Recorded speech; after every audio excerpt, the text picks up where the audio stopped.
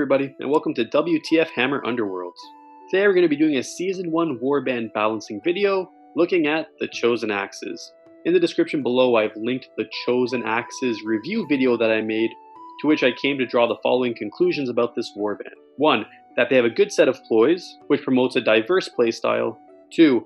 Their fighters are very unimpressive until they inspire, having 3 wounds across the board except for Grimnir, having mediocre damage. And unfortunately, this warband has probably the most difficult to achieve inspire mechanic in the game, with the possible exception of the Farstriders. 3.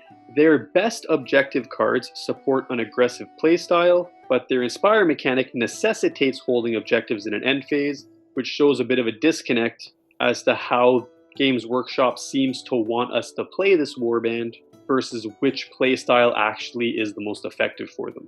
And finally, number 4, these guys have low movement, which results in a whole slew of problems, starting with the fact that they must invest many actions and must invest into many power cards to be able to successfully hold objectives in an end phase. They also struggle to reach evasive opponents, basically meaning that they have fewer tools to be successful than aggressive warbands in aggressive play, and they have fewer tools to be successful than objective holding warbands in objective holding play, putting them at a disadvantage against the majority of the other warbands in this game, thus warranting a ranking of D. So in other words, these guys need an overhaul. So what I'm going to be doing in this video is I'm going to be proposing Errata suggestions, so modifications we can make to the rules of these guys to help make them more competitive, and also recommending new faction-specific cards that hopefully Games Workshop would produce that could help bridge the gap and help these guys become a bit more competitive. I'm going to be starting this by talking about my Errata suggestions. So my first Errata suggestion relates to the fighter cards themselves, and it is to provide a special ability to fill Grimnir called Runic Aura, and this is how it would play out. At the start of an action phase, so similar timing to Crack Marrow from the Grimwatch, so at the start of an action phase, you would roll 2 magic die, of course only if Grimnir is alive, and then each die may be used as a reaction by any friendly fighter because it's a Runic Aura, as described below, during this action phase, and then once a die is spent, it cannot be used again. So the die would function as follows. If you roll a channel, which is the lightning bolt symbol, you'd have 2 options. As a reaction, you could spend during a friendly fighter's move action to gain +1 move. So if you're making a movement with Ball, for example, and he's uninspired, you could burn it, go from 2 move to 3 move during that move action, or you could spend it during an attack action that would drive a friendly fighter back, and then they wouldn't be able to get driven back. So if you have Megrim, for example, sitting on an objective and he gets attacked and he would be driven back from the attack, you could burn this lightning symbol so that he does not get driven back as a reaction. The focus, which is the swirly symbol, since it's a little bit less likely, would be a little bit more powerful if you roll it. And the way it would work is that you could spend during a friendly fighter's attack action, providing them a +1 die to that attack action. So if Grimnir is about to take a swing at an enemy unit, instead of rolling 2 hammers, you could burn the swirl and roll 3 hammers instead. Or you could spend during an attack action that would damage a friendly fighter, causing -1 damage to a minimum of 1. So if you have Tef, for example, who's about to take a 3 damage hit, you could burn a swirl and then he only takes 2 damage from the attack. And you'd only get 2 of these dice each round, so you'd roll 2 dice, and whatever you get, you can apply as reactions as described. If you happen to roll a crit, that becomes a bit of a wild card where you can choose whether or not you're going to use it as a channel or a focus. And if you're really lucky and you roll 2 crits, well, you get to roll a 3rd die, and instead of having 2 of these dice symbols to use as reactions for this round, you would have 3. And then once the next round begins, at the beginning of the round, you can roll the 2 dice again and just repeat this sequence as long as Grimnir is alive, able to share his special Runic Aura.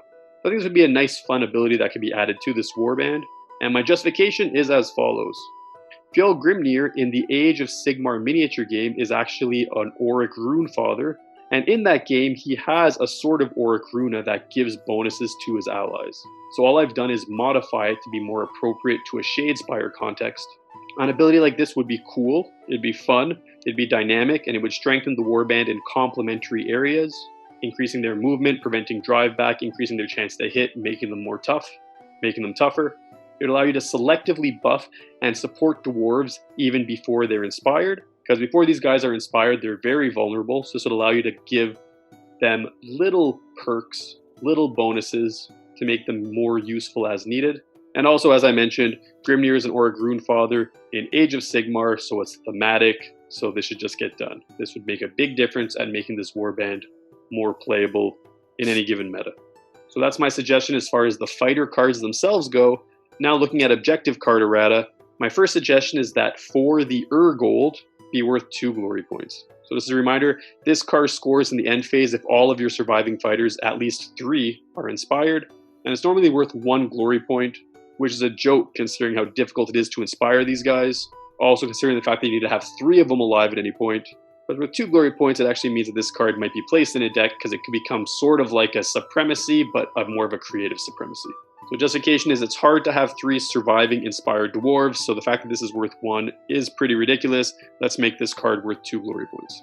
My second suggestion for an objective card errata would be to reword the card Hoarders so that it doesn't matter if enemy fighters are holding objective tokens. So normally all of your fighters and no enemy fighters must be holding objective tokens in order for this card to score the 2 glory, which makes it pretty tricky because there's no guarantee you're going to be playing against a warband that isn't trying to hold objective tokens. And if you're playing against an objective heavy warband, this card becomes basically useless.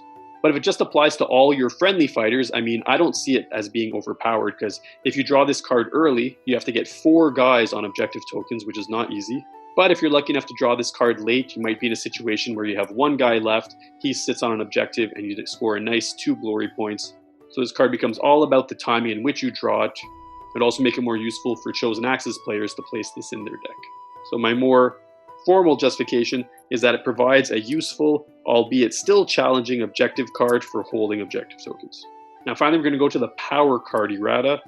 And my only suggestion would be to change the wording of Berserk Fury so that it becomes a reaction. So as it stands right now, you have to play Berserk Fury in a power step, and then only during the next activation, if one of your units gets attacked, will this card potentially have an effect with a lower than a 50% chance of success, which makes this card completely useless as it exists right now. But if it becomes a reaction, then it just becomes more useful in that you could spontaneously play it and potentially, although with a low success chance, avoid damage. So that's my recommendation as far as power card errata is concerned. So just to justify more formally, once again, it's a lesser version of Rebound, it's a lesser version of Last Chance, but it would help Chosen Axes defenses, which would just be a nice little boost for these guys. So to summarize my errata suggestions, I recommend the fighter cards, and that Grimnir receive a special ability called Runic Aura, which I described prior. For objective card errata, I recommend that Gold be worth 2 glory points instead of 1, and that Hoarders be scoreable independent of enemy fighters holding objectives. And finally, my power card errata suggestion is that Berserk Fury can be used as a reaction.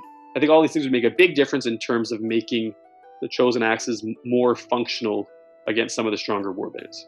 To really bridge that gap, I'd recommend introducing some new faction-specific cards, which is what we're going to be looking at now. And like I do every video, I just am trying to illustrate how I'd recommend that Games Workshop incorporate new faction-specific cards.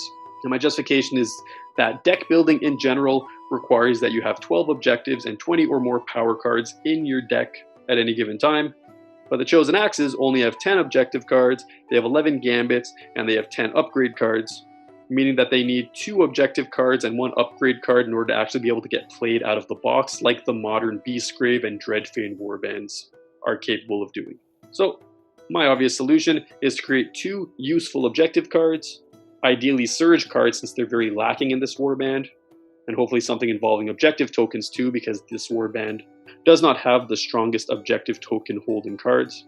And finally, to create 1 upgrade card that can overcome some of their weaknesses, which in this warband's case is mostly their movement.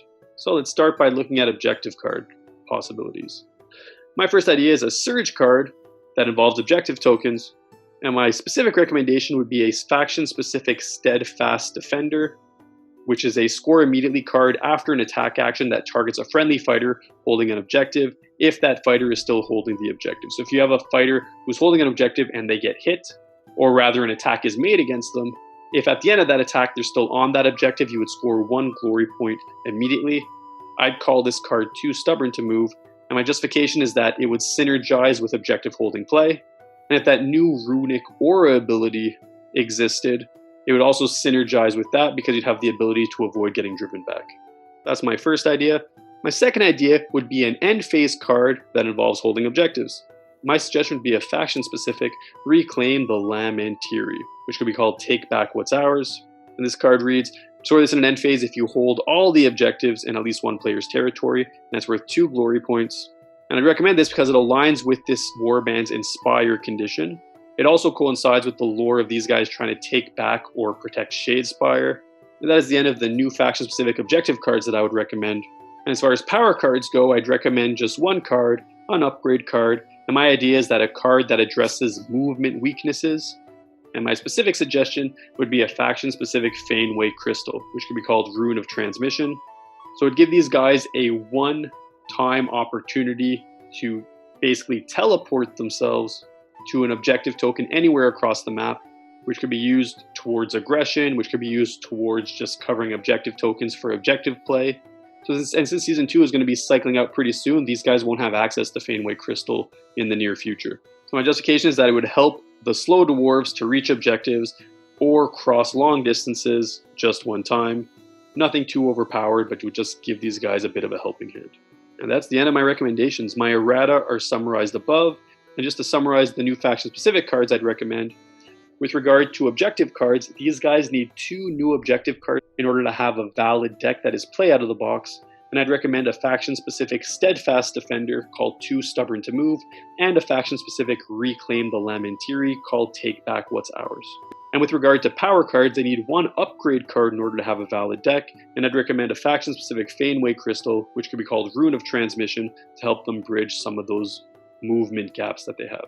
So I think if all these recommendations were applied, it would actually make the Chosen Axes much more fun to play, much more competitive, and much more stylistic. But those are my thoughts. Please let me know your thoughts. Please let me know what your suggestions would be by commenting below. Please like and subscribe if you like my videos and would like me to make some more of them. I thank you once again for watching this video, and next week I'm going to be covering Spike Claw's Swarm.